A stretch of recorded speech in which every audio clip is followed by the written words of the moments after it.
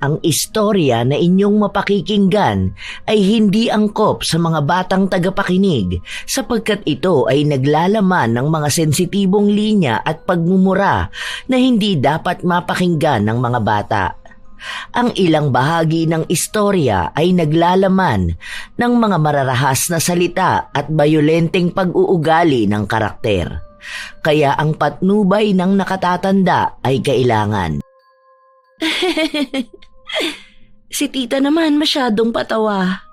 Ano namang karma ko? Ang swerte ko na nga. Imagine, nakapag-aral na ako, napakasalan pa ako. Panalo na sa buhay. Baka ikaw na ang kinakarma ngayon. Bait-baitan ka pa dyan, halata namang inggit na inggit ka na ikinasal kami ni Ricardo. Sabi sa'yo, ako pa rin ang winner dito. Mas bata ako, mas maganda, mas kapaki-pakinabang. At least ako, kaya ko siyang bigyan ng anak. Sorry ka na lang. Well, best wishes. Hintayin mo na lang ang regalo ko, parating pa lang eh. Saka, hindi mo na pala kailangan magbayad ng utang na loob. Ako na lang ang maniningil nun. Mayroong kasabihan na kahit paalagaan, mahalin at ituring mong pamilya ang isang ahas, darating pa rin ang araw na tutuklawin ka nito kapag may pagkakataon. Ganoon ang palaging naririnig ni Grace mula sa mga tao sa paligid niya. Isang pagbabanta tungkol sa pagpapatuloy at pagpapaaral niya sa pamangkin niya. Ngunit lahat yon ay naging baliwala sa kanya hanggang sa dumating ang araw na pinatunayan sa kanya na ang isang ahas ay mananatiling ahas kahit na sino pa ang kaharap. Ito rin ang naging dahilan upang lapitan niya ang kadilimang ni minsan ay hindi niya inisip na magagawa niya. Makakalaya pa nga ba sa galit ang isang taong naagrabyado o magiging mitya lamang ito ng pananatiling pagkampi sa kadiliman? Pasensya ka na, medyo magulo pa yung kwarto mo. Hindi ko kasi natapos ayusin kanina eh. Inasikaso ko pa kasi yung mga gamit ng asawa ko. Pero mamaya tutulungan kitang ligpitin ng ibang mga gamit. Hindi po. Ayos na po yan, tita. Hindi naman ako maarte. Saka mga damit lang naman yung nakatambak sa gilid. Ako na lang po ang maglilinis ng mga yan mamaya. Saka marami pa naman ding oras. Nakakahiya nga po, ako na lang ang makikituloy sa inyo eh. Ano ka ba? Wala namang problema sa akin kung dito ka muna eh. Mas maganda nga yun, kaysa naman sa ibang bahay ka o kaya mangupahan. Dagdag gastos lang yun. Para naman maalagaan din kita, di ba? Mahirap ang mag-isa sa lugar na ito. Maraming salamat po talaga dahil sa dami ng tao na nilapitan ko, ikaw lang talagang tumulong sa akin. Naiintindihan ko naman ng iba na wala talagang maibibigay na tulong sa akin. Pero yung iba kasi nating mga kamag-anak na may kaya sa buhay, hindi naman ako pinapansin. Kahit nga yung mga kapatid ni Papa, ayaw ako pansinin. Ikaw na pinsan pa ni Papa ang nagmagandang loob sa akin. Wala naman kasing problema sa akin at nakausap ko na rin ang asawa ko. Wala namang problema sa kanya kung dito ka tutuloy. Sabi pa nga niya, malapit lang din ito sa school na papasukan mo. Open naman kaming magpatuloy ng mga kamag-anak dito, basta maayos lang din. Hindi yung mga alam mo yun, magnanakaw o killer.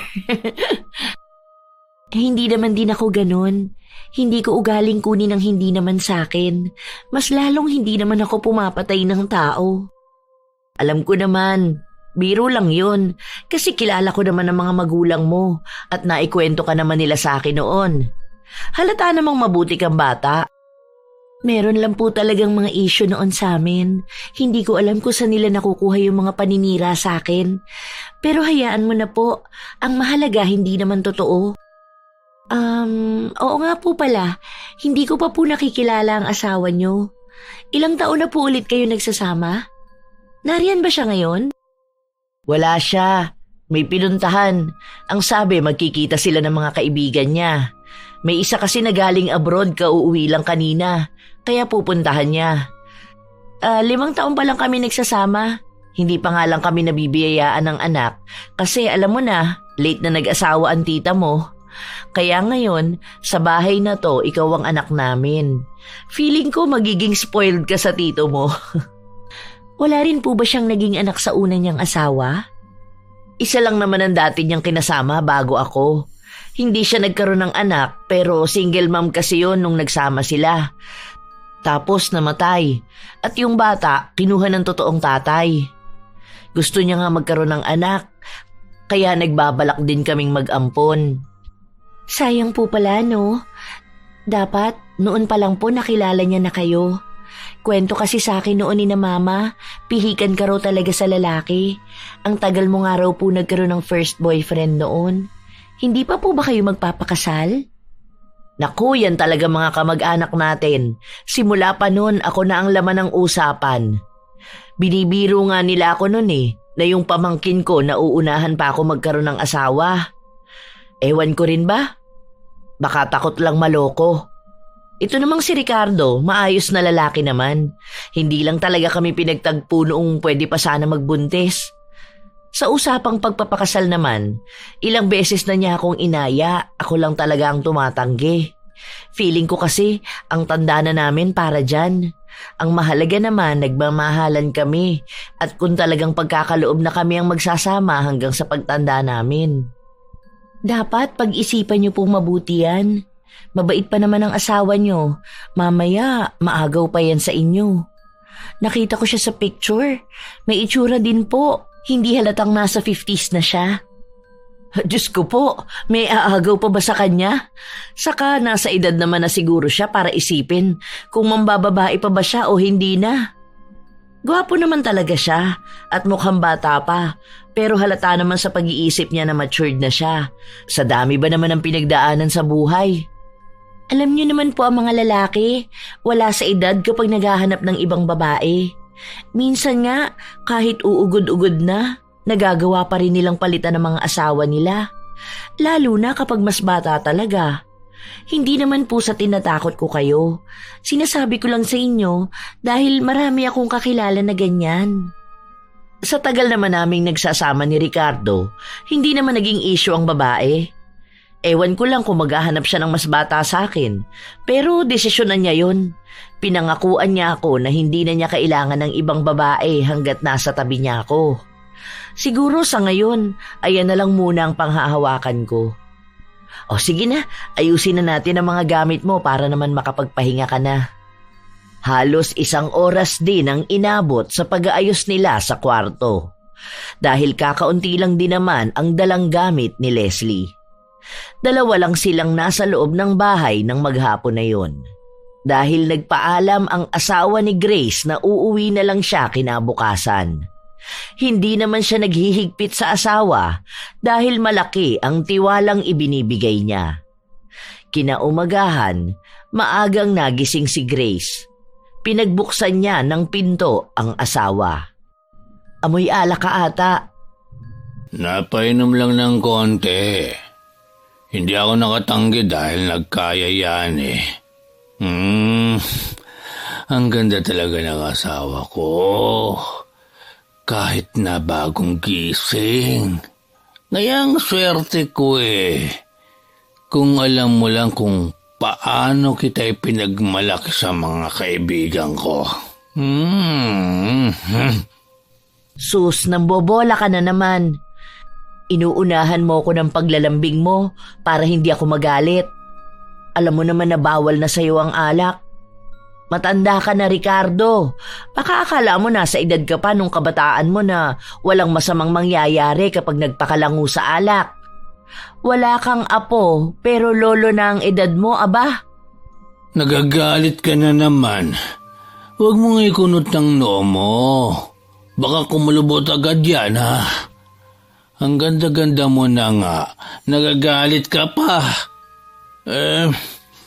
Nagugutom na ako. Ano bang ulam natin ngayon, asawa ko, ha? Hindi ako kumain bago umuwi kasi wala nang mas masarap pa sa luto mo. Kahit saan ako magpunta, hinahanap-hanap ko talaga. Asawa ko ka pa dyan. Mabuti na lang talaga nagluto ako ng may sabaw. Naku, ikaw talaga, huling-huli mo kung paano ako kikiligin, ano? Pero hindi kita papagalitan sa kasalanan mo. Oo nga pala, nandyan si Leslie, natutulog pa sa kwarto niya kaya huwag kang masyadong maingay ha. Pagod yun sa biyahe. Tinulungan din kasi ako maglinis ng bahay. Yan ba yung tinutukoy mong pamangkin mo na makikitira dito sa bahay? Yung gusto mong sustentuhan ng pag-aaral? O iba pa siya? Oo, siya nga. Ayaw na kasi siyang pag-aralin ng mga magulang niya. Naaawa naman ako sa bata. Mataas ang pangarap sa buhay. Tutal, wala rin naman tayong anak at maaasahan yan sa bahay. Ang sabi niya nga 2 taon na lang daw ang kurso na kukunin niya. Gusto niya lang magkaroon ng diploma para makakuha ng mas magandang trabaho. O di ba? Kaya nga tuwang-tuwa ako sa kanya nung nagkausap kami kahapon. Magalang na bata pa. Wala namang problema sa akin eh. Basta maayos kasama sa bahay. Hindi ko pa nakakita ang batang yun eh. Ipinakita mo lang siya sa picture. Ay, mas dalagang-dalaga na ngayon. Ang ganda pa at ang sexy. Pinagsabihan ko nga na wag munang mag-aasawa eh. Mamaya kasi may makilala sa school nila at mabuntis ka agad. Naku, mahirap na. Baka masayang lang kako ang pagtulong natin sa kanya. Hindi naman may iwasan na may makilala siya. Lalo na kung maganda talaga siya. Dapat matutunan niya lang na maging mapili sa lalaki. Habang nag-uusap ang dalawa, lumabas ng kwarto si Leslie. Nakasuot lamang siya ng maiksing shorts at sando nakita na ang kalahati ng kanyang dibdib. Hindi siya nakaramdam ng pagkailang dahil kamag-anak naman niya ang kasama sa bahay. Gising ka na pala, Leslie. Siya nga pala ang Tito Ricardo mo. Tama nga ang tita mo. Mas dalaga ka na ngang tingnan ngayon. Ang ganda mo ano. Ganyan ang tita mo nung kadalagahan niya eh. Hello po, Tito. Nakilala ko rin po kayo. Kasi sa kwento lang ni tita ko kayo naririnig. Hindi ba sabi ko sa'yo, para talaga natin siyang anak? Pwede naman pong maging anak niyo na lang ako. Kasi dito na rin naman po ako titira. Huwag po kayo mag-alala dahil marami po akong kayang gawin. Masarap po ako na magluto. Marami akong putahe na kayang ihain sa inyo, Tito Ricardo. Nakuha mo yung galing mong pagluluto sa mga ninuno natin. Kasi ang mga lola namin nun, grabe, ang sarap magluto kapag piyestahan. O diba, maaasahan talaga dito sa bahay. Halata ngang maasahan sa bahay. Pero madalas na baka tayong dalawa lang ang andito. Kaya kung pwede lang sana, huwag kang masyadong magsuot ng ganyang damit. Ay, sorry po. May mali po ba sa pananamit ko? Baka po mukhang mahalay? Oo nga naman, asawa ko. Ano ka ba, mainit dito kaya ganyan ang suot niya. Conservative kasi tong tito mo. Ayaw niya ng mga ganyang kasuotan. Pasensya na po. Ganito mga damit kasi ang meron ako. Pero meron naman po akong ibang baon na damit. Magpapalit na lang po ako. Hindi pa po pala ready si tito makita ang katawan ko. Sandali lang po. Babalik lang ako sa kwarto. Kahit na mahinahon ang boses ni Leslie, ang mga mata niya naman ay puno ng pang-aakit. Hindi yun napapansin ni Grace, ngunit nararamdaman ni Ricardo na may kakaibang ibig na sabihin ang mga pasaring ng dalaga. Kinabukasan, nang magising si Leslie, naabutan niya ang tiyahin na nag-aayos ng sarili. Aalis po kayo, tita? Ang aga niyo naman po yata. Hindi ko ba nasabi sa'yo na meron kaming meat shop malapit sa palengke? Wala kasi yung dapat na magbubukas ng store ngayon dahil nagkasakit, kaya ako muna ang magbabantay. Ang nasabi niyo lang po sa akin, may business nga po kayo. Yun ang tinayo niyo ni Tito Ricardo, pero hindi ko pa po napupuntahan yun. Sa susunod, isasama kita. Dito ka na lang muna sa bahay para makapagpahinga ka. Tandaan mo, malapit na ang pasukan niyo. Samahan mo na lang muna rito ang tito mo. Sige po. Maglalaban na rin muna ako ng mga damit. May mga labahin po ba kayo para maisabay ko na? Naku, wag na. May magpupunta rito mamaya, yung kapitbahay. Siya kasi ang naglalaban ng mga damit namin. Binabayaran namin siya weekly. Kung gusto mo ipasabay mo na lang din para wala ka nang gagawin. Hindi ka namin katulong dito, Leslie. Hindi kita pinatira dito para gawin yung mga bagay na ganyan. Wag na, tita. Nakakahiya naman. Kaya ko namang maglaba eh. Huwag na kayo magbayad ng ibang tao. May washing naman eh. Ipapaikot lang yung labahin. Kapag nagpunta siya rito, ako na lang po ang magsasabi na ayaw nyo nang magpalaba. Hindi nyo naman po ako ginagawang katulong dahil kusa ko naman po itong gagawin para sa inyo. Noong una ay tumanggi pa si Grace dahil ayaw niyang magmukhang katulong nila sa bahay ang pamangkin. Pero masyadong makulit si Leslie kaya wala nang nagawa pa ang kanyang tiyahin. Sa paglipas ng mga linggo, naging maayos ang pagsasama nilang tatlo sa bahay. Nagsisimula na rin ang klase ni Leslie, kaya nagiging abala na siya sa labas ng bahay.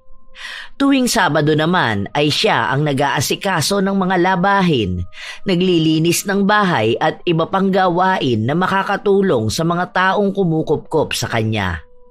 Isang araw, nagpaalam si Grace dahil kailangan niyang lumuwas sa Albay dahil makikiramay siya sa kaanak ng isa niyang matalik na kaibigan.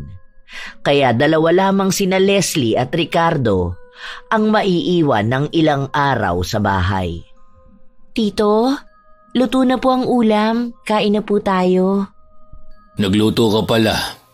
Bala ko sanang kumain na lang sa labas. Nakalimutan ko sabihin sa iyo kanina. Naging abala kasi kung kausapin ang tita mo sa call. Gagastos pa po kayo? Ang daming naiwang pwedeng lutuin dito. May mga grocery pa po. Tapos mga gulay na binili nyo nung nakaraan bago umalis si tita. Tapos may binili rin po kayo kahapon na prutas. Yun pong malaking saging. Iniisip ko nga po kung ganun din ba kalaki ang sa inyo eh. Kapag wala kasi ang tita mo, sa labas talaga ako kumakain. Kasi nga, hindi naman ako marunong magluto. Saka mag-isa lang naman ako. Nasanay lang ako. Kaya hindi ko rin naalala na marunong ka nga palang magluto. Hayaan niyo po, Tito. Hanggat wala si tita, ako ang mag-aalaga sa inyo. Eto po kumain na kayo. Sandali, pagsasalin ko kayo ng tubig. Hindi ko na po kailangan pang ipagmalaki, pero mas magaling po ako mag-alaga kaysa kay tita. Mas magaling po ako sa lahat. Leslie, umusog ka ng kaunti kasi masyadong dumidikit sa akin ang dibdib mo. Medyo hindi kasi magandang tignan. Maluwag naman dyan sa gilid mo. Sige na. Hindi magandang tingnan ang dibdib ko? Maliit po ba para sa inyo? Alam mo na, lalaki kasi ko. Hindi rin magandang makita na masyadong madikit. Wala naman pong magagalit, di ba? Hindi naman to nakikita ni tita eh. Hindi rin naman makakarating sa kanya. Teka lang. Bakit mo ko hinahalikan? Naku, hindi tama to. Ayoko magkasala sa asawa ko. Asawa? Hindi mo siya asawa dahil hindi naman kayo kasal. Tinatawag lang na asawa kapag kinasal na. Matagal na kami nagsasama ng tita mo. Wala naman sa tagal ng pagsasama yan eh. Minsan nga yung iba, Kahit ilang dekada na silang kasal, nagagawa pang humanap ng mas bata. Huwag kang mag-alala, hindi to makakalabas. Hindi makakarating kay tita. Ilang beses pang pinigilan ni Ricardo ang sarili niya na huwag magpadala sa pang-aakit ni Leslie. Ngunit naging mahina siya, kaya ng araw na yon ay may naganap sa kanila. Hindi lamang isang beses ang pagkakamali na yon. Nasundan pa ng mangilang beses. Palaging sumasalisi kapag wala si Grace. Isang gabi, nang umuwi si Grace, naabutan niya ang dalawa na magkasamang lumabas ng kwarto. Nagtatawanan pa sila habang walang panloob na kasuotan si Leslie. Anong ginagawa niyo? Andiyan ka na pala, asawa ko. Nagpatulong kasi ako kay Leslie para ayusin yung kama natin. May binili kasi akong bagong bedsheet. Tapos, naisip ko na nga na ngayon na sana ilagay para kapag dating mo, makapagpahinga ka na ng maayos. Bakit? Hindi mo ba kayang gawin yun mag-isa? Saka, ano ba yung suot mo, Leslie? Bakat na bakat yung dibdib mo, wala ka pang suot na panloob. Takpan mo nga yan ng tuwalya. Pasensya na po, tita, hindi ko napansin. Naglaba kasi ako ng mga damit, tapos wala na akong magamit eh. Sige po, pupunta na ako sa kwarto ko. Sinundan lang ni Leslie ng tingin ang pamangkin. Nang makapasok sila sa loob ng kwarto, pansin ni Grace na hindi naman ganon kaayos ang kama. Ayaw man niyang isipin ang mga bagay, nakakaramdam siya ng pagdududa. Natuwa ka ba? Ang ganda, di ba? Favorite color mo yan. Sigurado ka bang ito lang ang tulong na hiningi mo kay Leslie? Bakit ka naman ganyan magtanong sa akin? Parang may pagdududa ka. Pagdududa lang ba to? O talagang ginagawa nyo na? Ano bang sinasabi mong ginawa namin? Diyos ko naman, Grace. Hindi ko alam kung ano yung iniisip mo. Pero kung tingin mo may namamagitan sa amin ng pamangkin mo, kilabutan ka naman sana. Ang bata pa nun. Anak na nga ang turing ko sa kanya tapos ganyan ka pa? Ano bang tingin mo sa akin, tanga? Hindi ako manhed, Ricardo. Nararamdaman ko na may kakaiba sa inyong dalawa. Ikaw ba namang matinong tao magkasama kayo sa kwarto na ganun lang ang suot niya? Kahit na sinong lalaki malilibugan sa ganun. Huwag mong sabihin na hindi mo nararamdaman yun. Alam mo na ni minsan hindi ako nagloko sa relasyon nating ito. Ano ba namang edad na tayo para maglokohan pa? Hindi ka man lang ba nahihiya sa mga lumalabas dyan sa bibig mo? Pamangkin mo yun, Grace. Oo, kaming dalawa ang madalas na naiiwan dito sa bahay. Lalo na kung hindi ko naman masyadong naasikaso ang mga negosyo natin. Pero wag mo naman kaming pagdudahan sa kababuyan na iniisip mo. Ganun na lang ba kababa ang tingin mo sa akin, ha? Pasensya ka na. Na-stress lang ako ngayong araw kaya kung ano-ano na lang ang pumapasok sa utak ko. Ano ba kasi ang nangyari? Yung ibang mga nangutang kasi sa atin, hindi pa rin nagbabayad. Tapos ngayon nagmamahal na ang presyo ng bilihin. Lalo na doon sa pinagkukunan natin. Ayoko namang bigla ang magtaas ng presyo ng mga paninda. Ayan, sa sobrang stress mo, sa amin mo na ibinabaling. Halika nga rito, asawa ko. Huwag mong masyadong ito ng sarili mo sa mga problema, ha? Saka, hindi kita niloloko. Mahal na mahal kita. Hindi ko kayang gawin ang iniisip mo. At si Leslie, pamangkin mo yun. Anak-anakan natin yun. Alam ko naman. Sorry na. Nakakahiya nga ang mga iniisip ko. Mabilis na namanipula ni Ricardo si Grace dahilan upang mas maitago nila ng mas matagal ang kanilang relasyon ni Leslie. Tumagal pa ng 2 taon, hindi pa rin nabubuko ni Grace ang sikreto ng dalawa. Sa tuwing may pagdududa siya, mabilis naman yung nalulusutan ng dalawa. Isang araw, habang nagbabantay ng tindahan nila si Grace, dumating ang isa niyang suki. Ayos ka lang ba, Ate Grace? Kanina pa ako nagsasalita rito, hindi mo ako pinapansin. Ha? Ano bang kailangan mo? Kukuha ka ba ng karne? Anong kukuha? Naibigay mo na sa akin kahapon pa. Magbabayad ako ng utang ko. Masyado kang lutang dyan. May sakit ka ba? May problema ka ba sa kalusugan mo? Wala ito. Para naman tayong mga bata rito para maniwala sa wala lang yan. Ano nga? Baka kasi mali lang ako ng iniisip ko eh. Hayaan mo na. Alam ko na yan. Baka may babae ang asawa mo, no? Hindi wala kaming problemang ganyan. Ay sus, kailan pa hindi naging problema sa mag-asawa ang babae? Wala sa edad yung problema na yan. Hindi mo pa siguro nahuhuli. Baka nakakaramdam ka pa lang. Ayokong pagdudahan ng asawa ko dahil alam kong mahal niya ako. Tandaan mo, kapag may pagdududa, meron yan. Kailanman hindi ka makakaramdam ng ganyan kung wala lang. Pakinggan mo yan dahil yan ang magtuturo sa'yo sa katotohanan na hanap mo. Paano kung mali lang ako? Pamangkin ko yun eh. Mabait ako sa kanya. Sa katunayan nga pinapaaral ko pa siya eh. Ako pa nagbibigay ng pera sa kanya. Nakatira siya sa bahay namin. Siguro naman may utang na loob siya at hindi hahayaan na masaktan ako. Ikaw pa pala mismo ang nag-alaga ng ahas na tutuklaw sa'yo. Hindi yan marunong tumanaw ng utang na loob. Tingnan mo na lang sa mga susunod. Lilingkis na yan sa leeg mo at uubusin ang dugo mo. Mabait naman na bata si Leslie.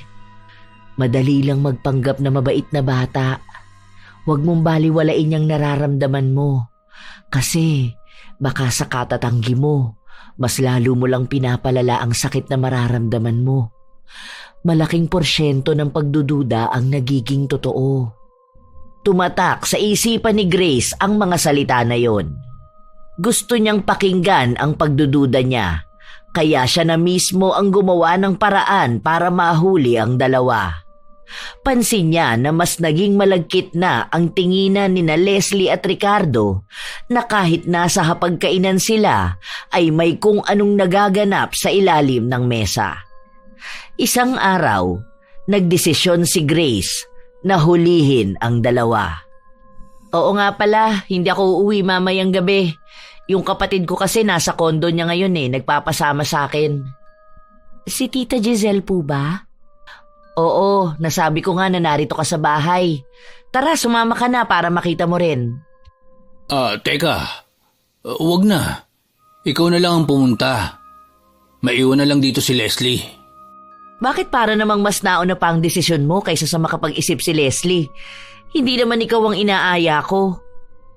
Kasi nga, gusto ko na kayo muna ng kapatid mo ang magkasama. Kaya nga, hindi na rin ako sasama sa'yo, di ba?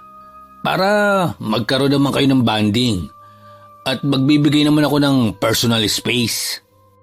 Sa bagay, tama nga po si Tito. Mas maganda nga po kung makakapagpahinga po muna kayo. Baka makadagdag lang kami ng stress. Maaga rin po kasi ang pasok ko bukas. Kaya dito na lang muna ako. Para may kasama rin po si Tito. Hindi ba kayo nagsasawa sa isa't isa? Kayo na lang ang nagkikitaan araw-araw. Bakit naman kami magkakasawaan? Maayos naman siyang kasama. Ang saya nga hindi na natin kailangang sumalis Mukha ngang masaya. O sige, aalis na ako. Ingat po, Tita.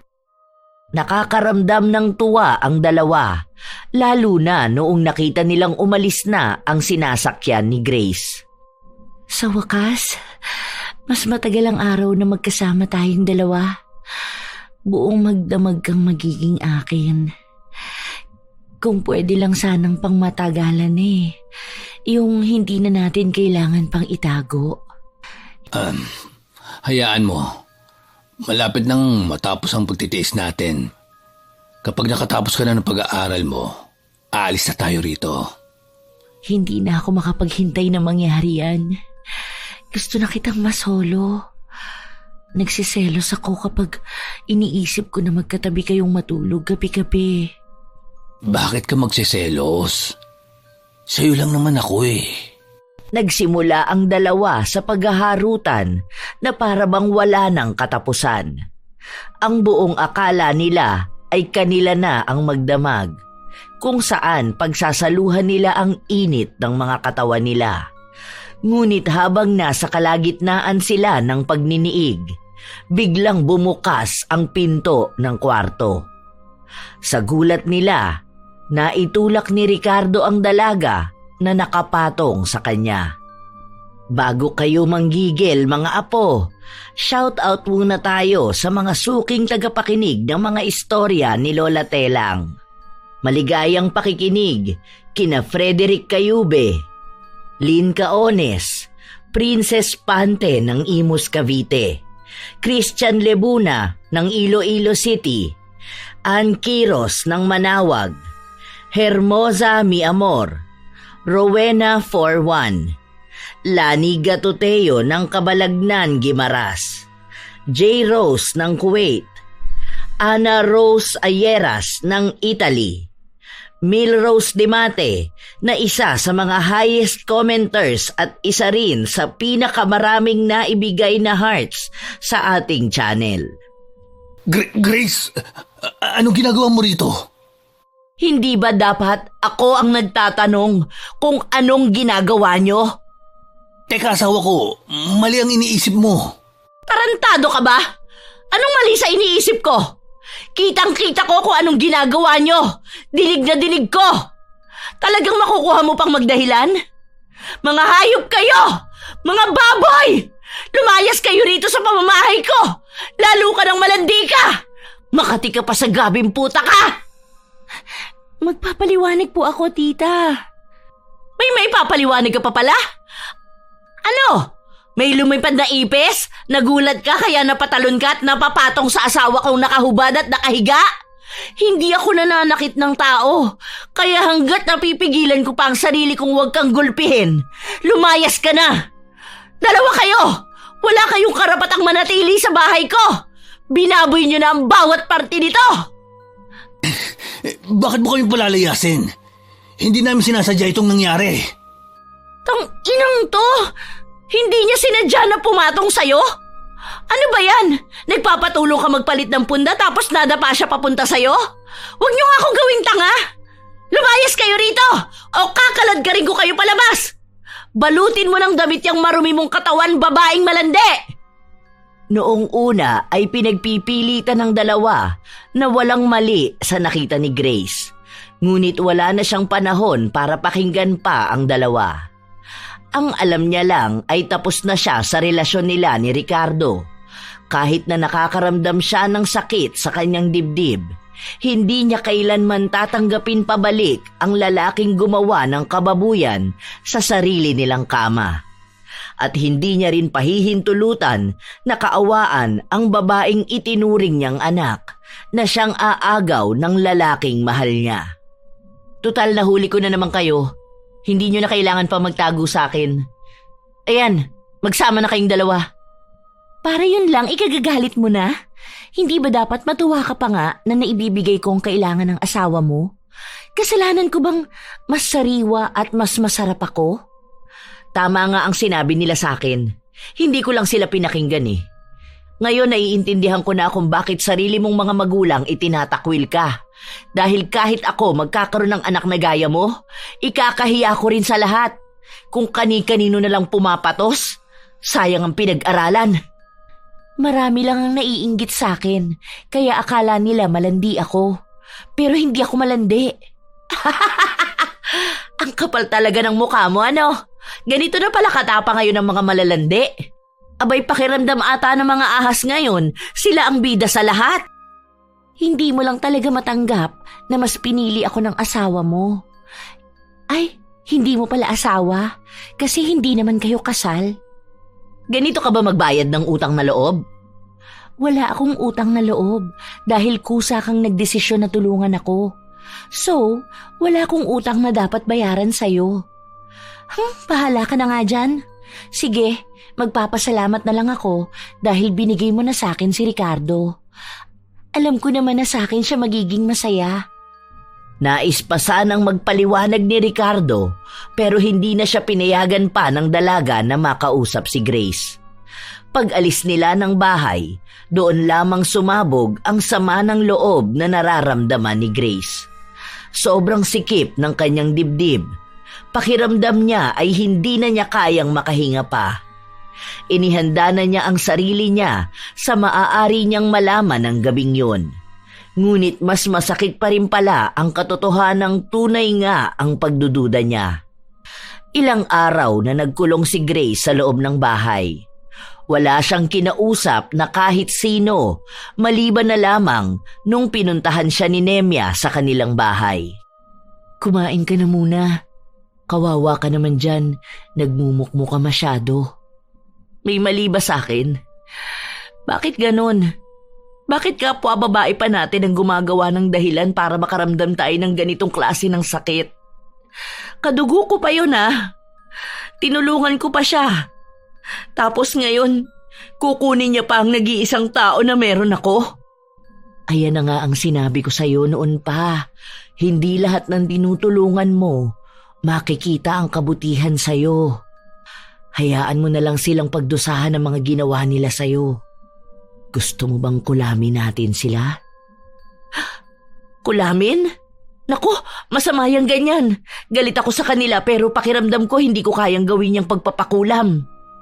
Hanggang saan ka dadalhin yung kabaitan mo, Grace? Tingin mo ba kapag naging mabait ka pa rin sa kanila, makikita pa nila yan?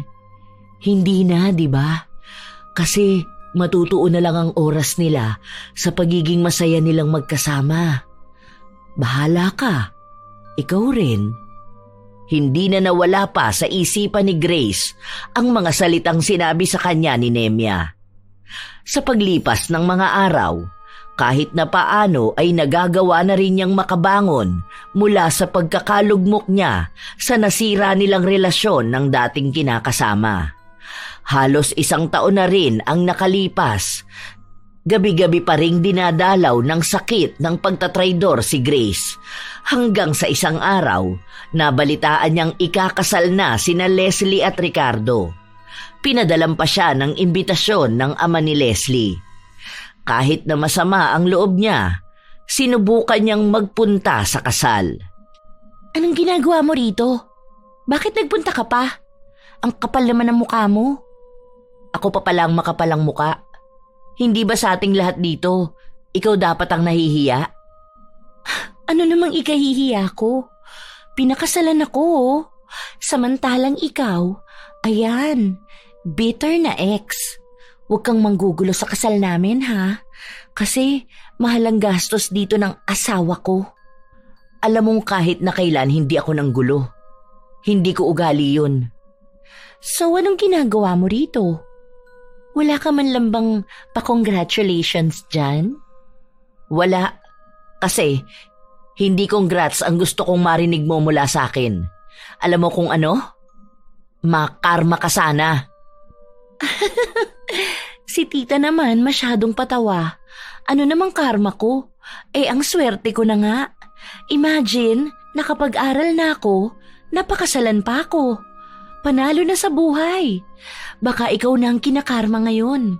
Bait-baitan ka pa dyan, halata namang inggit ka na ikinasal na kami ni Ricardo. Sabi sa'yo, ako pa rin ang winner dito. Mas bata ako, mas maganda, mas kapaki-pakinabang. At least ako, kaya ko siyang bigyan ng anak. Kaya, sorry ka na lang. Well, best wishes. Hintayin mo na lang ang regalo ko. Parating pa lang eh. Saka hindi mo na pala kailangan magbayad ng utang na loob. Ako na lang ang maniningil nun. May kung anong nabuhay sa kalooban ni Grace nang sandaling makausap niya ang pamangkin. Hindi ito nagbago, ni hindi man lang nagkaroon ng pagsisisi. Naging mas mayabang pa. Kaya ngayon, tila ba kumbinsido na siyang gawin ang paulit-ulit na sinasabi sa kanya ng kaibigan. Matutulungan mo ba ako sa pangkukulam na sinasabi mo? May kakilala ka ba? Bakit ka pa maghahanap ng gagawa nun kung ako mismo kayang gawin yan? Huwag kang mag-alala, makikita mismo ng mga mata mo kung paano sila magdurusa. Sila mismo ang luluhod sa harapan mo para lang sa kapatawaran mo. Hindi na nag-isip pa si Grace. Hinayaan niya si Nemya na simulan ang ritual. Tila ba maging ang kabutihang natitira sa kaluluwa niya ay hinigop na palayo ng itim na kapangyarihan. Dahil nais niyang makita mismo ang magiging pagdurusa ng taong pinakulam niya, lumipat siya ng bahay, katapat lang din ng tinitirhan ng mga taong nagtaksil sa kanya. Grace, ikaw ang bumili ng bahay na yan? Para saan pa? Para manggulo sa relasyon namin ni Leslie? 1 taon na tayong hiwalay. Hindi ba pwedeng patahimikin mo na kami? Bakit? Ano bang ginagawa ko? Lumipat lang ako ng bahay dahil ayoko maalala ang mga kataksilan nyo sa bawat parte ng bahay na yon. At sa tapat talaga namin. Ang daming bakanting lote. Ang lawak ng Pilipinas. Bakit pinili mo pa rin na ang bahay mo katapat lang namin? Desisyon ko to. Katulad lang din kung paano ka nagdesisyon na pakasalan ng pamangkin ko. Malawak ang Pilipinas, ang daming tao. Pero bakit nagpaahas ka pa sa kadugo ko? Ano, hindi ka na makapagsalita, di ba? Kasi ang kinakatakot mo lang naman malaman ng marami ang kahayupan ninyong dalawa. Nakikiusap ako sa'yo. Huwag mo nang guluhin ang pamilya namin. Nananahimik na kami. Kaya lumagay ka na lang din sa tahimik. Tanggapin na lang natin ang nangyari sa nakaraan. Kung gusto kong manggulo sa relasyon ninyo, dapat doon pa lang sa kasal gumawa na ako ng iskandalo. Kaya huwag kang mag-alala, tahimik lang lahat sa akin. Sa sobrang tahimik ko, kayo na lang mismo ang gagawa ng ingay. Hindi man maunawaan ni Ricardo ang ibig na sabihin ni Grace, pero muli niya itong pinagsabihan na sana ay wag na niyang ipagkalat sa ibang tao ang nangyari sa nakaraan nila. Hindi rin naman ugali ni Grace na mamahiya ng tao. Ang alam niya lamang sa mga sandali na ito ay ang panlalamig ng kanyang puso. Tanging kalmadong galit na lamang ang bumubuhay sa kanya. Makalipas ang 1 linggo, palagi lamang nakatayo sa labas ng bahay niya si Grace, kahit na hindi siya pinapansin ng mag-asawa. Ginagawa niyang normal ang buhay niya. May sapat siyang pera, may negosyo, kaya may pinagkukunan siya ng pangangailangan niya kahit na matagalan siyang nasa bahay lang. Isang araw, habang mag-isa siyang nakamasid sa bahay ni na Leslie, nilapitan siya ng pamangkin. Isa munang magandang araw kila Beth Rene Joy Balauin, Ray Reyes, Marian at Rachel May, Irene Flores, Abigail Pinlac ng Sasmuan, Pampanga, Ira Malin, Jackie Lunaval ng San Juan, Batangas, Hasmin Reyes ng Bahrain, Angelica Jones Bonillo ng Iloilo City, Sara Malatek ng Commonwealth, Quezon City, Raymond Eda, Ilocos Norte, Marilyn Alison, Ella Orodio, Jolina ng Batangas, Genevieve Suco, Susan Manalo, Juna May Barbarose, Joshua Marangi, at Lydia Lopez na isa rin sa mga highest commenters na may 98 comments at isa rin sa pinakamaraming naibigay na hearts sa ating channel na 88 hearts. Sa pagpapatuloy ng ating kwento. Ganitong torture bang gusto mo? Makita mo kung paano kami maging masaya ng asawa ko? Ah, oo nga pala. Sige, kukunin kitang ninang kapag nanganak na ako, ha? Tutal, mas malapit ka naman na. Mas masusubaybayan mo ang mga magiging anak namin. Anak na hindi mo kaya.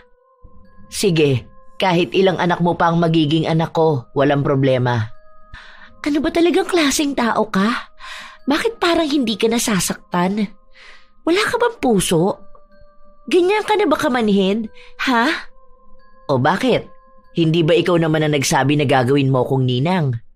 Ayos lang sa akin, para may binibilhan ako ng regalo sa Pasko. Nakakatakot ang kabaliwan mong babae ka.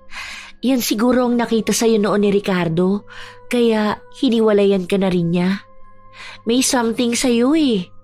Tingnan mo nga yan, kung tumingin ka sa akin, parang balot ng itim na kaluluwa ang mga mata mo. Demonyo ka ba? Demonyo? Ako pa pala ang demonyo ngayon. Nakakatuwa naman yung mga sinasabi mo. Nagsisimula pa nga lang tayo sa pakikipaglaro sa impyerno. Naging demonyo na agad ako. Huwag kang mag-alala. Pare-pareho lang tayo. Baliw ka na nga. Ay Diyos ko, mahabagin. Ilayo sana kami sa mga masasamang taong kagaya mo. Nagiging makadiyos pala bigla ang mga taong walang moral na gaya mo. Ibang klase na talaga ang mga katulad mo. Nakakakilabot kang kausap. Makaalis na nga. Nagtataasan ng balahibo ko. Pakiramdam ko, dyablo ang kausap ko eh. Sa paglipas ng mga araw, parang kalmadong bagyo si Grace. Hindi siya nakikipag-away. Hinahayaan niya lang ang mag-asawa. Ngunit patuloy niyang ginagawa ang ritual na itinuro sa kanya ni Nemya. Sa paraan na yun, mapapanatili niya ang lakas ng kulam upang unti-unti na rin niyang makita ang resulta. Habang lumilipas din ang araw, hindi mapakali si Leslie sa inaasta ng kanyang tiyahin. Hindi pa ba aalis ang baliw kong tiyahin dyan sa bahay niya? Alam mo, natatakot na ako sa kanya. Bakit? Ano bang ginagawa niya? Ginugulo ka ba niya? O may mga sinasabi siya sa ibang tao? Hindi nga siya kumakausap ng mga kapitbahay. Hindi niya rin ako inaaway. Pero malakas ang pakiramdam ko na may kakaiba sa kanya. Ni hindi siya nagagalit kahit na anong sabihin ko sa kanya. Ganyan kasi talaga si Grace. Masyado kasing mabait. Kaya kahit na anong gawin mo sa kanya, hindi ka niya aawayin.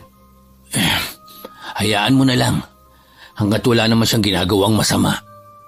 Nakakailang kasi. Nahihiya pa ako sa mga kapitbahay natin. Paano kapag nalaman nila na siya ang dati mong asawa? Kahit pa sabihin natin na wala siyang kinakausap na iba, ang hirap pa rin eh. Kausapin mo nga na umalis na siya. Susubukan ko.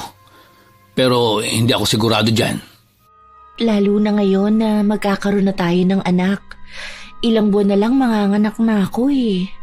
Ayoko ng stress na binibigay niya sa akin. Kinabukasan nun, kinausap ni Ricardo ang dating kasintahan. Ngunit walang naging kibo si Grace. Kahit na ilang beses nilang pakiusapan si Grace, nanatili pa rin siya sa bahay niya. Isang araw, habang mag-isa lang si Leslie sa kanilang bahay, napansin niya na dinudugo siya.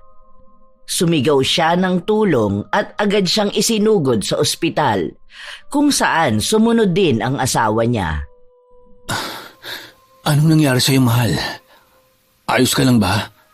Ang baby natin, kamusta naman? Hindi ko pa alam. Hinihintay ko pa si Doc. Mabuti naman pinayagan ka makaalis sa trabaho mo. Mas mahalaga kayo ng anak natin kaysa sa anumang mayroon ako. Kaya kahit mawalan ako ng trabaho, ayos lang. Mapuntahan ko lang kayo. Ano ba kasing nangyari sa'yo? Kanina kasi, naglilinis ako ng bahay. Tapos bigla ko nalang naramdaman na may dugong tumutulo sa binti ko. Natakot ako, kaya nagpasama ako sa kapitbahay natin na magpunta rito. Feeling ko talaga dahil to sa stress na bigay sa akin ni Grace eh. Sinabi ko naman kasi sa'yo na huwag mo na siyang pansinin. Hanggat hindi siya nanggugulo sa atin, walang problema. Hayaan mo na lang siya. Hindi ko naman maiwasan na isipin yun eh. Kapag talaga may masamang mangyari sa baby natin, mananagot siya. Ilang sandali pa ay nagpakita ang doktor at sinabi sa kanila na hindi naman buntis si Leslie, na siyang labis nilang kinabigla. Ha? Paano nga hindi ako totoong buntis? Hindi yan totoo. Alam ko at nararamdaman ko na may bata sa sinapupunan ko. Ilang buwan akong hindi dinatnan. Nararanasan ko rin ang mga nararamdaman ng isang buntis. Nagtanong ang doktor kung kailan siya nagpunta sa ospital upang ipatingin ang kanyang tiyan. Ngunit wala siyang maisagot dahil kahit na isang beses ay hindi siya nagpunta sa ospital. Pinaniniwalaan niya lang na buntis siya dahil lang sa nararamdaman niya. Baka nagkakamali lang kayo. Ilang buwan na akong buntis. Lumalaki na nga ang tiyan ko, di ba? Nararamdaman kong may bata. Paano niyo sasabihin na false pregnancy to? Hindi yan totoo! Kumalma ka muna, mahal ko. Ako na munang kakausap sa doktor. Baka may hindi lang napansin ha? Ayusin niyo ang trabaho niyo. Huwag kayong tanga. Buntis ako. Alam kong buntis ako. Mahal ko, please wag tayong maniwala sa kanila na hindi ako buntis. Hindi ba naglilihi pa nga ako nung nakaraan? Hindi ba palagi ako nagsusuka tuwing umaga? Buntis ako! Buntis ako! Oo na, sige na. Huwag kang magwala rito. Ako na ang bahala. Kahit na ilang beses na pagbawalan ni Ricardo ang asawa niya na huwag mag-eskandalo, ginagawa pa rin ito ni Leslie. Mangilang beses niyang pinagmumura ang mga doktor na nagpapatunay na hindi talaga siya buntis. Ibinalik din sa kanya ang sisi na bakit hindi siya nagpatingin noon sa doktor. Bilang isang ina, responsibilidad niyang matingnan ang nangyayari sa anak niya, pero binaliwala niya yon hanggang sa dinugo siya. Kay Ricardo na lang ipinaliwanag ang lahat dahil alam nilang hindi ito basta maiintindihan ng asawa niya. Nang kinagabihan na yon, umuwi na rin kaagad sila. Bakit tayo maniniwala sa kanila? Buntis ako. Nararamdaman ko ang presensya ng anak ko na nabubuhay sa tiyan ko. Hindi ako nababaliw para isipin na buntis ako. Alam ko na, ang may kagagawa nito ay si Grace. Sandali lang. Ano ba, Leslie? Huwag ka nang gumawa ng skandalo rito. Hiyang-hiya na nga ako kanina sa ospital Huwag mo nang hayaan na pati ang mga tao sa paligid natin makaalam pa ng mga personal nating problema. Ngayon, pinagtatanggol mo na ang babae mo? Hindi ako papayag. Kaya yan nakamasid sa atin dahil naghihintay siya ng pagkakataon na makuha ka sa akin. Wala akong pakialam kahit na mapahiya siya sa mga tao. Hindi na napigilan pa ni Ricardo ang asawa na sumugod sa bahay ni Grace. Umagaw ito ng atensyon ng mga kapitbahay nila, kaya kahit na ayaw na niyang maungkat pa ang nakaraan, mismong ang asawa na niya ang naglabas nito sa lahat. Lumabas ka dyan! Walang iya ka, matanda ka! Bakit ka ba nag-iingay? Hindi ka man lang ba nahihiya sa mga taong naiistorbo mo? Ano na, Ricardo? Hindi mo ba aawatin ang iskandalo sa mong asawa? Huwag mo akong pinipigilan! Alam kong ikaw ang may kagagawa nitong lahat! Anong ginawa mo, ha? Pinatay mo ang anak namin! Leslie, ano ba? Wala siyang kinalaman dito. Bakit ba sa kanya may sinisisi? Ang doktor na mismo ang nagsabi na hindi ka nga buntis. Wala naman si Grace doon. Alam kong may kinalaman siya. Kaya nga nandito siya malapit sa atin Dahil gusto niyang makita kung paano tayo magdurusa sa mga nangyayari sa atin. Ngayon, masaya na siya na malamang wala tayong anak. Hindi ko alam kung ano bang sinasabi mo. Hindi ko hawak ang matres mo, kaya wala akong pakialam kung anong laman yan. Nananahimik ang buhay ko kaya utang na loob, lubayan mo na ako. Wow! Talagang nananahimik ka pa sa lagay na yan? Hindi ka kasi makamove on, di ba?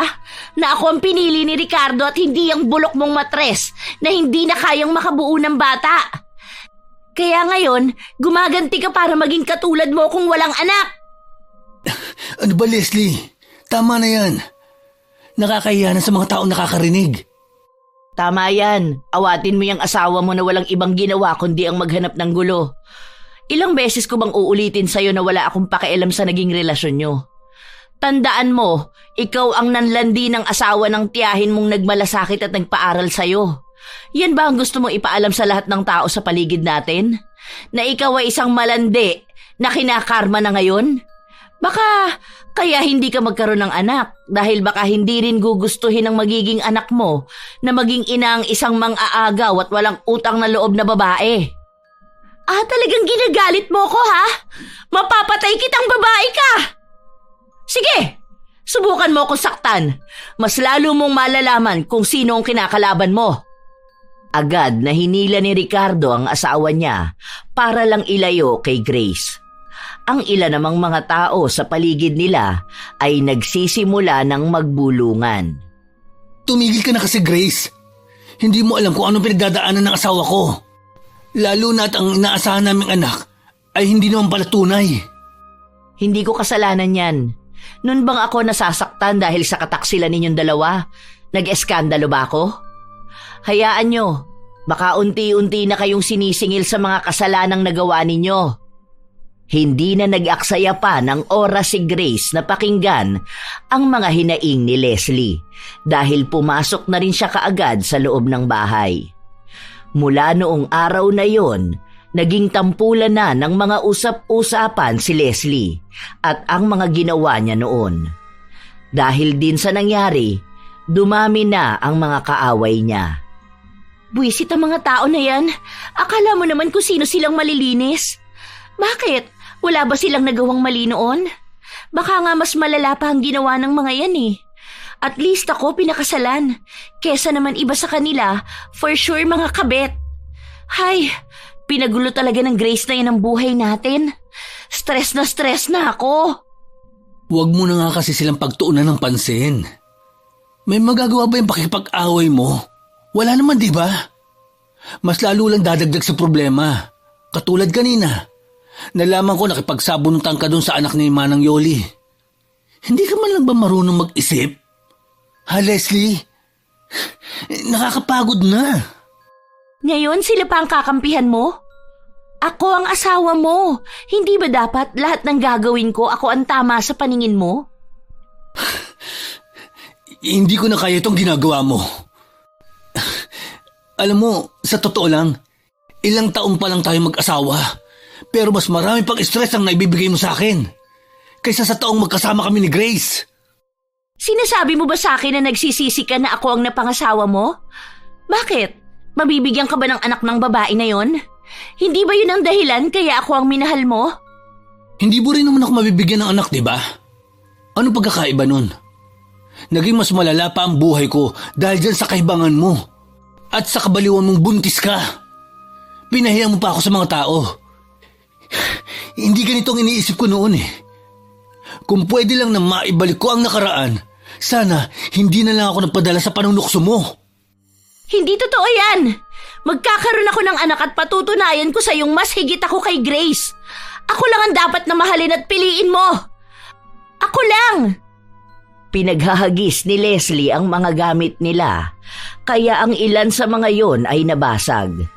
Ganon ang sistema na naaabutan ni Ricardo sa araw-araw na magkasama sila, kaya nakakaramdam na siya ng pagkasawa.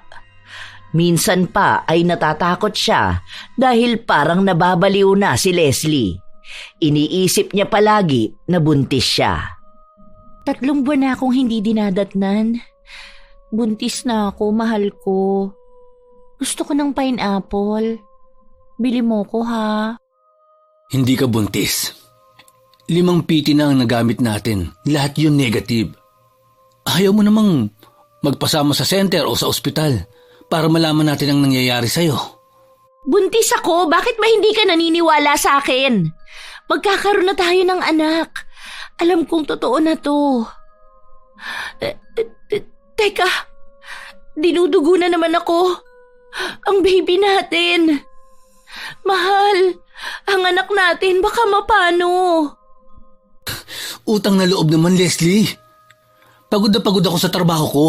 Gusto ko maging payapa naman ang buhay ko sa bahay na to. Pero wala akong katahimikan. Kahit na ilang beses mong sabihin sa akin na buntis ka, hindi ka magkakaroon ng anak. Hindi ka makakabuo ng bata dyan sa matres mo. Ano bang mahirap intindihin doon, ha? Hindi yan totoo. Hindi ako magiging katulad ni Grace na walang anak. Hindi kami magkaparehas. Hindi! Nakakasawa na ito. Palagi na lang si Grace ang kalaban mo.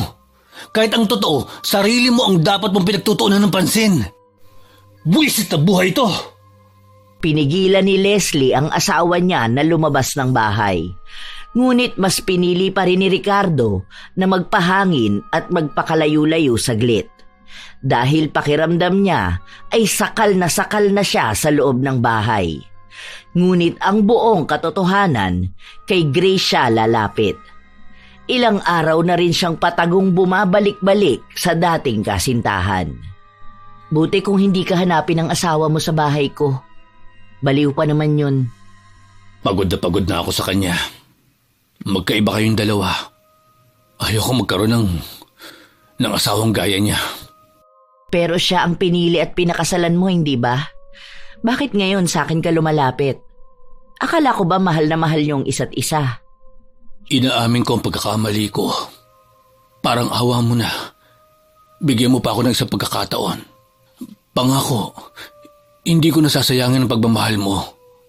Kahit magpakalayo-layo tayong dalawa. Basta ikaw ang kasama ko. Hindi ako naging una mong asawa para lang piliing maging kabit. Alam mo ba kung bakit lumalapit ako sa inyo? Hindi para bawiin ka, kundi para makita kung paano kayo naghihirap na dalawa. Kung paano nyo pagbabayaran ng mga kasalanan nyo sa akin. Na parehas kayong lunod na lunod sa karma nyo. Masaya ako sa pagdurusa nyo kung paano kayo nagpakasaya noon sa sakit na pinaranas nyo sa akin. Alam ko naman na pwede pa tayo, di ba? Hindi ko naman kasalanan yun eh. Inakit niya ako. At nagpaakit ka naman. Ginusto mo yon, Ricardo. Pinili mo yon. Kung hindi ko pa kayo nahuli, gaano pa kaya katagal ako magmumukhang tanga? Gaano pa kaya katagal ang hihintayin ko para makarma kayong dalawa? Hindi mo na matatakasan yan. Hindi na kayo makakawala sa pagdurusang bitbit ng mga kaluluwa nyo. Magkatali na kayo, katulad kung paanong iisa na lamang ang kaluluwa nyong magdurusa ng panghabang buhay. Hindi ako magpapatawad, kahit na pagsisihan nyo pa. Ang tigas naman ng puso mo. Hindi na ikaw ang Grace na nakilala ko. Dahil wala na ang Grace na nakilala mo. Iniwan ko na rin siya, katulad kung paano nyo siya iniwan noon. Hindi na ako ang nakasama mong babae dati. Isa na ako sa mga taong binabalot na ng kadiliman at galit. Paghihiganti na lang ang alam ko, hindi na pagpapatawad. Kaya kahit palumuhod kayo sa harapan ko, hindi na magbabago pa ang isip ko. Umaasa pa rin ako na mapapatawad mo ko at tatanggapin pabalik sa buhay mo. Naniniwala pa rin akong hindi nawala ang pagmamahal mo sa akin. Isang beses lang naman ako nagkamali at hindi ko na kailanman sasayangin ang tiwala mo. Habang nagmamakaawa si Ricardo para makuhang muli ang tiwala ng dating kasintahan, nakarinig sila ng sunod-sunod na pagkatok.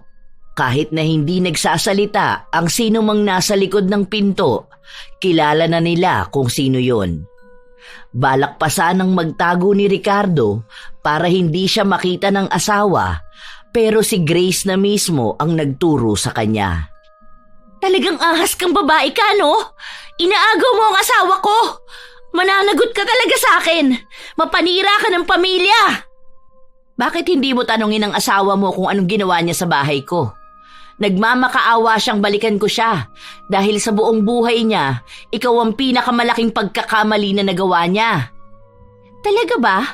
O baka naman gumagawa ka lang ng dahilan para may pag-awayan kami. At kapag naghiwalay kami, saka ka naman susunggab.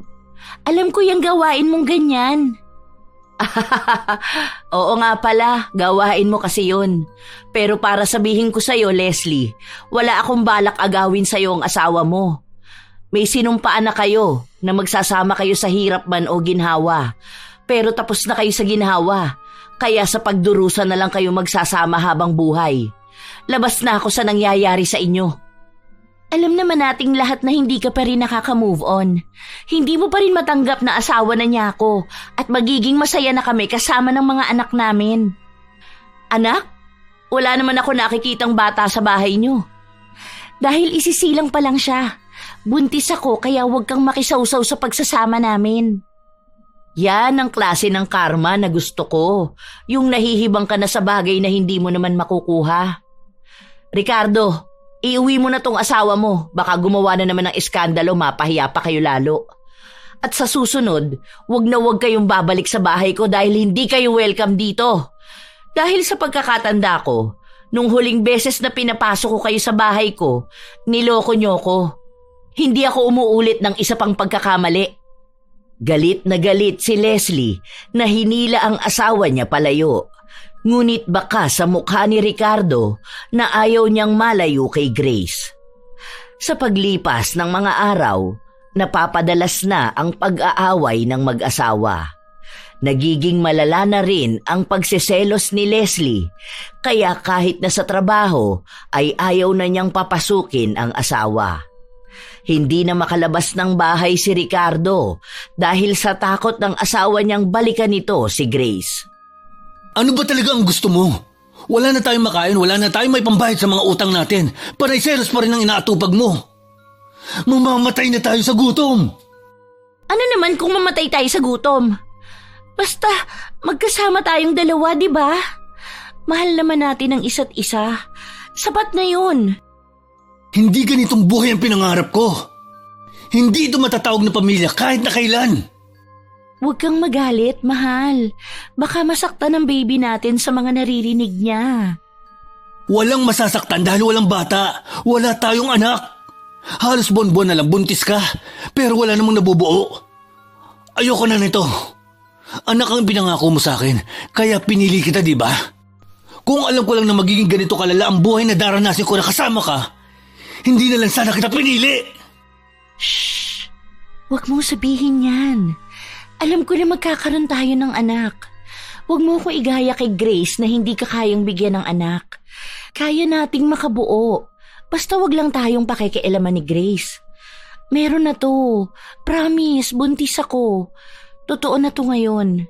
Kung gusto mo, bukas na bukas pumunta tayo sa center para magpa-check up. Bakit ba ang hilig mong isisi lahat kay Grace? Labas na siya sa kabaliwan mong magkaroon ng anak. Hindi niya kasalanan kung hindi ka nabubuntis. Baka nga tama siya. Hindi mo deserve maging ina. Hindi natin deserve magkaroon ng anak dahil sa mga nagawa natin noon. Tayo ang nagkamali. Kaya tayo ang sinisingil ng karma. Hindi ako naniniwala na hindi ako magiging ina. Papatunayan ko sa'yo na tunay na tong pagbubuntis ko. Nararamdaman ko. At alam ko sa sarili kong magiging mabuti akong ina. Ilang buwan pa ang lumipas. Paulit-ulit lang ang nangyayari sa kanila. Palagi nilang pinag-aawayan si Grace. Ilang beses na ring nagpupunta si Leslie sa mga doktor para malaman kung buntis siya, ngunit umuuwi silang bigo. Si Ricardo na lang ang pumigil sa asawa niya na magpatingin pa ulit dahil kinukulang na ang pera nila. Mahal, alam mo ba, 3 months na akong hindi dinadatnan. Mas kakaiba ang nararamdaman ko ngayon. Siguro ito, totoo na. Pwede mo ba akong samahan bukas? Kapipiti mo lang last week. Huwag ka nang mag-aksaya pa ng oras para lang dyan sa pagiging ilusyonada mo na buntis ka. Hindi ka na mabubuntis. Ilang beses bang dapat ipaalala sa'yo yan? Kung ayaw mo, pupunta na lang ako dun sa manghihilot na tinutukoy ni Aling Gina. Sumama ka bukas para malaman mo ang sasabihin niya. Magaling daw yun manghilot eh. Gusto ko magpahinga bukas. Magpahinga o makipaglandian na naman kay Grace? Grace na naman? Napapagod na ako makipagtalo sa'yo. Sa susunod na pag-awayan pa natin si Grace, makikipaghiwalay na talaga ako. Buisit talaga! Inihagis ni Ricardo ang plato na hawak niya bago siya nagtungo sa loob ng kwarto.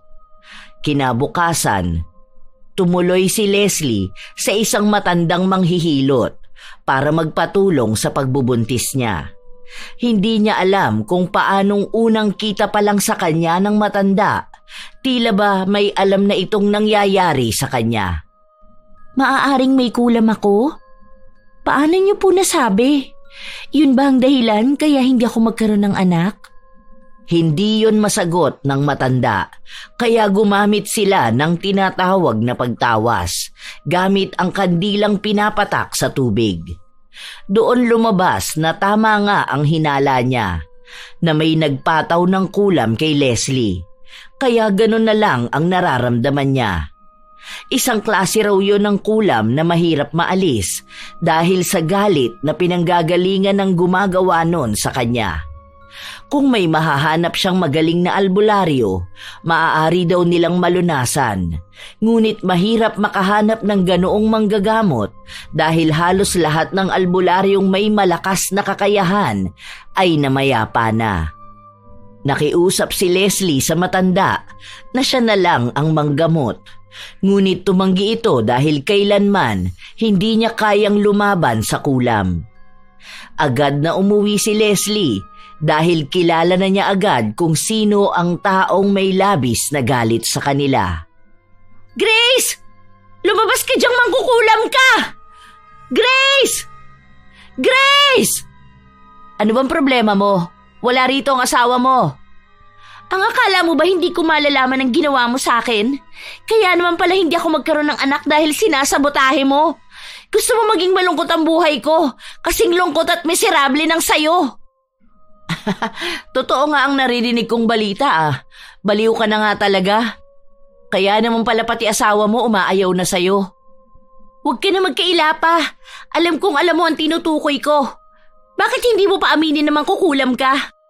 Wala ka na ba talagang malapitan? Kaya sinanla mo na yung kaluluwa mo sa kadiliman? Hindi mo ba naaalala ang sinabi ko sayo? Hindi ba malaki ang utang na loob mo sa akin? Hindi ko na dapat tong ulitin. Pero oras na ng paniningil. Hindi palaging ako ang maiiwang luhaan. Kung nagdurusa ako, wala ni isa sa atin ang dapat maging masaya. Demonyo ka talaga.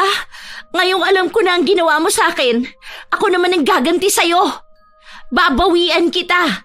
Sa oras na makahanap ako ng mas maayos na manggagamot, tandaan mo lahat ng klase ng sumpa mapupunta sa'yo. Walang iya ka. Wala kang kwentang tao. Aray ko, ano ba? Bitiwan mo nga akong babae ka.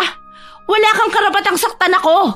Wala ka talagang galang sa nakatatanda sa'yo, ano? Hindi ko alam kung saan mo ginamit ang pinag-aralan mo. Kung alam ko lang na hindi mo gagamitin yung utak mo, hindi na sana ako nag-aksaya pa ng pera para paaralin ka. Bakit ba hindi mo kami hayaan maging masaya? Alam mo ba kung paano kami magpakahirap para lang magkaroon ng anak? Tapos paglalaroan mo lang kami? Wala kang awa. Sana lahat ng ginawa mo sa akin bumalik sa'yo. Awa? Tingin mo ba nung kinakalantari mo ang asawa ko, nakaramdam ka ng awa sa akin? Hindi naman, di ba? Bakit ako makakaramdam ng awa ngayon na nakikita kong nagdurusa ka? Tama lang yan sa'yo, dahil kung naging mabuti kang tao noon, hindi mo yan mararanasan. Alisin mo ang kulam na to sa akin. Bigyan mo kami ng pagkakataon na magkaroon ng anak. Wala na akong magagawa. Hindi na kailanman mawawala yung ginawa ko sa inyo. Kahit na mamatay ako, hindi na yan magbabago. Hindi ka magkakaroon ng anak kahit na kailan. Araw-araw mong pagdurusahan ang paniningil ko. Namnamin mo. Mararamdaman mo na kahit unti-unti walang pagbabago. Muling sumugod si Leslie, pero naawat siya ng isa pang kapitbahay nila. May tumawag naman kay Ricardo para sunduin ang asawa niya. Habang lumalayo silang mag-asawa, walang ibang bukang bibig si Leslie kundi ang pag-aakusa na mangkukulam ang tiyahin niya. Ano na naman bang kabaliwan ang ginagawa mo, Leslie? Hindi mo na talaga mabigyan ng hiya ang buhay natin. Hindi ako ang mali. Si Grace ang may kagagawan kung bakit hindi tayo magkaroon ng anak. Kinukulam niya ako. Gusto niyang pahirapan tayong dalawa. Kaya Tulungan mo akong matalo ang kadiliman na pinagsasakupan niya. Gantihan natin siya. Ayoko na! Ayoko na sa kalokohan na ito! Bakit ba natali ako sa'yo? Gusto ko nang makawala sa kabaliwan na ito. Dahil kapag nagtagal pa to, pati ako mababaliw na rin. Pagod na akong pagsamahan ka. Huwag ka sa akin magalit. Totoo ang sinasabi ko. Kapag natalo natin ang mangkukulam na yon, makakalaya na tayo sa sumpa. Magkakaroon na tayo ng anak. Magkakatotoo na tong pagbubuntis ko. Hindi na ako naniniwala sa'yo. Tama na. Ayoko na talaga. Maghiwalay na tayo. Nagmakaawa si Leslie para lang wag umalis ang asawa niya. Lumuhod siya sa harapan nito. Noong una, desidido na talaga si Ricardo na umalis. Pero hindi niya ito nagawa noong itali ni Leslie ang sarili niya sa binti ng asawa. Paulit-ulit niyang binabanggit na magiging maayos ang lahat kapag napuksa na nila ang kadiliman na hatid ni Grace. Ang akala ni Ricardo, sa gabing yun lang magiging ganon si Leslie. Ngunit pagsapit kinabukasan, paulit-ulit siya at minsan naman binibitbit niya ang tuwalya na kinumpol para magmistulang sanggol. Sa pakiwari niya ay tuluyan nang nasiraan ng bait ang asawa niya. Mahal ko, hawakan mo nga ang baby natin. Ang sakit kasi ng tiyan ko. Naglilihi ako para sa susunod pa nating baby. Ingatan mo siya ha. Ilayo mo kay Grace kasi kukulamin niya ang baby natin. Kawawa naman. Wala tayong anak. Shh! Huwag kang magsalita ng ganyan. Ayan na, umiiyak na ang baby natin. Sa susunod wag mo niyang sasabihin ha. Magkakaroon na nga tayo ng pangalawa pang anak eh. Nakatitig lamang si Ricardo sa asawa niya habang pinapatahan ang sanggol na hindi naman tunay. Hinihimas din ni Leslie ang tiyan niya na para nga siyang buntis. Umabot yon ng ilang buwan. Nagpapatulong si Ricardo sa mga kamag-anak ni Leslie, ngunit wala ni isa ang nais na tumulong. Kahit na ang mga magulang ng asawa niya ay walang magawa. Ikaw na lang ang nag-iisang tao na malalapitan ko. Parang awa mo na, Grace. Tulungan mo kami ng asawa ko. Hirap na ako. Bakit? Ako na lang ba ang nag-iisang kamag-anak niyang malalapitan? Katulad ba ito noon? Na ako na lang ang natitirang tao na gustong tumulong sa kanya, pero sa huli ako rin ang tinuklaw ng ahas mong asawa? Hirap na ako. Maging ang mga kapitbahay natin. Pinag-uusapan ang nangyayari sa asawa ko. Naririnig kong tinatawag siyang baliw. Tunay naman talagang baliw na ang asawa mo. Hindi ako hihingi ng pasensya na hindi ko kayo matutulungan. Tapos na ako maging mabuting tao na lalapitan dahil walang tumutulong. Nagbigay na ako noon at naubos na rin ang kaya kong ibigay. Sa makalawa, alis na ako rito. Gusto ko nang magkaroon ng tahimik na buhay. Parang awa mo na. Pamangkin mo pa rin siya. Noong panahong masaya siyang niloloko ako, naisip niya bang tiyahin niya ako? Anong pinapalabas mo? Na nakikilala niya lang ako kapag kailangan niya ng tulong? Simula nung pinili niyong mahalin ang isa't isa, hindi lang pagiging magkamag-anak namin ang nawala. Dahil maging ang pagrespeto niya sa akin, kinalimutan na niya. Kaya wag mong gagamiting panlaban sa akin na pamangkin ko siya dahil matagal ko na siyang itinakwil na kamag-anak. Lumuluhod ako sa harapan mo ngayon. Saktan mo ako. Murahin mo ako. Gawin mo lahat para mailabas mo ang galit mo. Para magkaroon naman ng puhang ang kapatawaran sa'yo. Hindi ko na kailangan saktan ka pa dahil sapat na sa aking nakikitang nahihirapan ka sa buhay na pinili mo. Kaya kong magpatawad pero kailangan ko pa ng oras. Kung magpapatawad man ako, hindi ko na kailangan pang sabihin sa inyo. Samahan mo na lang ang asawa mo. Sabay niyong tuparin ang ipinangako niyo nung kasal niyo. Magsama kayo sa hirap. Mamuhay kayo sa pagbabayad sa kasalanan na nagawa ninyo.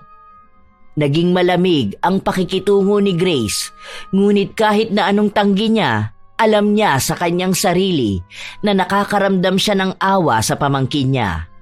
Ngunit mas pinaninindigan niya ang pangungulam na ginawa niya. Tinuloy niya ang pag-alis at iniwan sa lugar na yon ang galit na nararamdaman niya.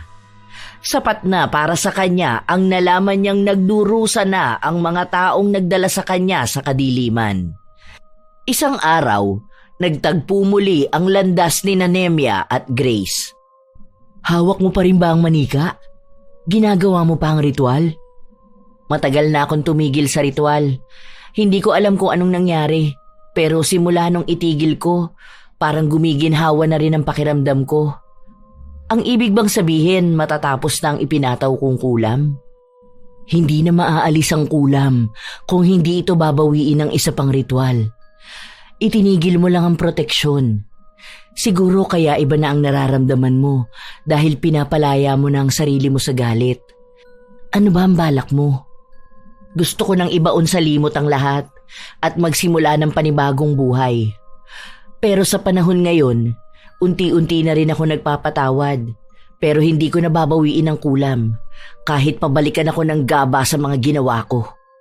Sinunod ni Grace ang utos ni Nemya na ibaon na nga ang manika kung tuluyan na niyang iseselyado ang kulam. Dahil ang manika na yun din ang magagamit para maalis ang kulam na ibinigay niya. Kasabay din ang pagbaon niya ng kasangkapan na ginamit niya para bigyan ng leksyon ang pamangkin na sumira ng tingin niya sa pagmamahal ay ang pagbaon niya rin sa galit na nararamdaman niya. Alam niya sa kanyang sarili na matagal pang maghihilom ang sugat, ngunit hindi nawawala ang pag-asa na magiging maayos din ang lahat sa kanya at matatanggap ang mga nangyari. Sa mga taong lumipas, wala siyang naging balita sa pamangkin niya o sa pagsasama nila ni Ricardo. Para siyang isang bula na naglaho at ni isa sa mga kamag-anak nila ay hindi siya mahagilap. Nagpakita lamang siya nung mga panahong tuluyan na ngang natanggap ang nangyari sa nakaraan. Doon lamang siya nakakuha ng balita tungkol kina Leslie at Ricardo. Matanda na rin si Ricardo. Meron siyang sakit kaya nasa bahay na lang siya nananatili. Hindi sila nagkaroon ng anak at ang problema sa pag-iisip ni Leslie ay hindi na naagapan pa. May iilang tao na tumutulong sa dalawa, ngunit alam niyang hindi yun magiging sapat. Sa huling beses, nagpaabot ng tulong si Grace. Binigyan niya ng pera ang dalawa na siyang magiging malaking tulong para mairaos nila ang ilang buwan nilang pamumuhay. Ngunit hindi niya ipinaalam na galing yon sa kanya. Isa na rin yung pagbibigay niya ng pagkakataon sa sarili na patunayang nagpatawad na siya at tuluyang kumawala sa itim na kapangyarihang nagpatigas ng puso niya dahil sa galit. Naging isang malaking aral ang mga nangyari, hindi lamang kina Leslie at Ricardo, kundi pati na rin kay Grace. Magkasama na sa paghihirap ang dalawang taong nanakit sa kanya, habang siya naman ay pinalaya na ang sarili sa galit na minsang nagpahirap sa kanya. Pare-pareho silang naging biktima ng pag-ibig, nagpalinlang sa mapang-akit na galit at isa lamang ang lumaya upang hilumin sa pamamagitan ng pagpapatawad. Nagustuhan ba ninyo ang istorya natin ngayon, mga apo?